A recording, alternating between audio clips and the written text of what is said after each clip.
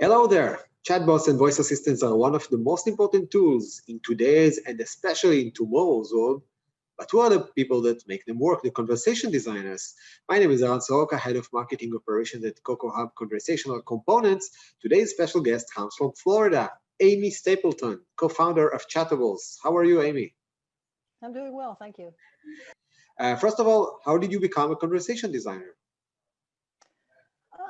I'm not even sure I would call myself a conversational designer.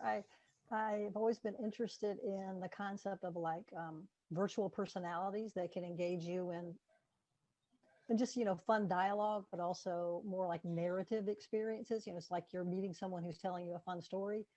So I kind of made myself into one. I mean, I had a career in IT, and then as I got ready to retire, I wanted to get into this world of, virtual personalities, virtual agents, whatever they were called. And so I just followed that path and started creating interactive storytelling type skills for Amazon Alexa. And, I'm continuing to do that because it's just a lot of fun. I think there's a need for it. I think there's a market for it. And so I'm continuing to do it.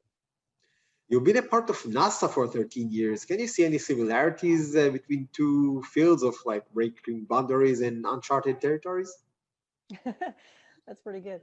Um, yeah, I mean, working at NASA, we had a lot of big projects, and some of them took a long time to implement. And you just have to celebrate your little successes, your milestones along the way, and not lose hope and not lose faith. And the journey within voice right now is kind of like that because we're all headed to some faraway target like Mars.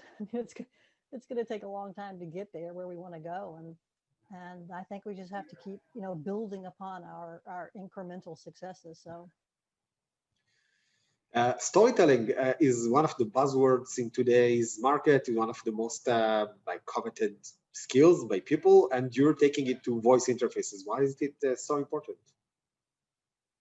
I think there's a lot of definitions for storytelling. Mhm. So if you ask somebody what that means, you're going to get a different definition. For me and for what we're trying to do at Chattables, we're attempting to create like virtual personalities that are almost like imaginary friends that could be with you if, let's say, that you're in you're isolated as a senior and you don't have a social network around you or people you can talk to. You can engage with one of these virtual personalities, and they draw you into their life. They let you know what's going on in their life, and they engage you in a way that makes you feel like, okay, I'm part of like the social world that they're telling me about, and I'm talking to them, and they're acknowledging me, and they're taking my input, and they're using that, and I just feel like I'm connected to the world.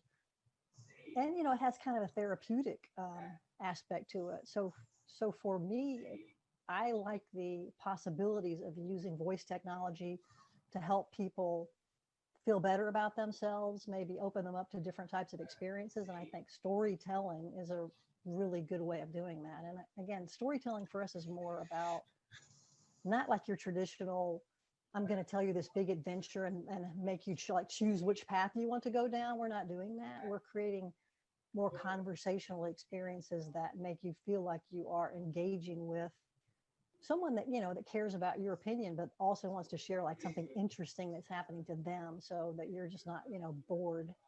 And yeah, so that's kind of the general idea. And that's why Chattables was founded to support this kind of interfaces. Yes, I would say so. I mean, I have this vision of the conversational storytelling style, and I want to introduce that to authors.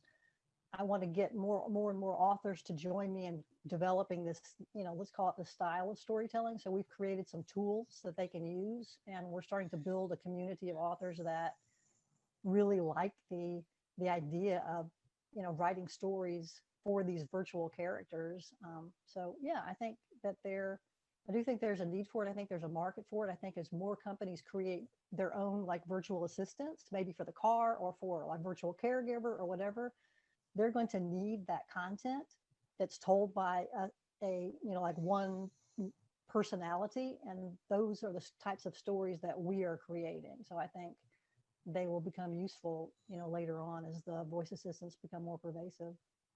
Okay, and what is the project or the chatbot or voice interface that you're most proud of? I mean, I'm always most proud of whatever I'm working on currently. So we're building a big kind of imaginary world experience that we're getting ready to submit to Amazon for certification for Alexa. And we're working with a lot of authors to put content into it. It's like you're entering a virtual cafe and you get to meet all these different characters and they talk to you one-on-one and draw you into their lives and they perform stories. So I'm really proud of that. And it's been a long time developing it, but hopefully it will resonate with people when we release it. So I'm looking forward to that. Okay, what is the most important thing for a voice assistant or voice interface, in your opinion? Yeah, I mean that's a broad question because it depends on what the use case is that you're developing something for. With what we're doing at Chattables, we're trying to create, as I said, like these imaginary friends. And for us, I think the most important thing is to create an experience where the virtual character makes the listener feel good about themselves. I mean, how you want to engage with someone that acknowledges you and makes you feel good about yourself. That's why your best friends are people that acknowledge you as a human being and include you in their conversations and make you feel good about yourself. You're not going to hang out with somebody that's always sarcastic or putting you down or ignoring you or whatever. So I just think we need to create more experiences where those interactions make us feel good about good about ourselves and what we're doing as human beings. Okay, you have so many stories. So, what is the most funny story or awkward story that happened to you while designing these interfaces? I mean, I don't really know what was awkward. I would say that since we're trying to create a new type of storytelling that's different, where you as the listener are hearing a story, but the storyteller is interrupting the story to like ask you questions because we want to make it conversational, but obviously there's a lot of constraints with the technology. We can't ask a lot of open-ended questions and wait for you to respond because we wouldn't be able to manage that, right?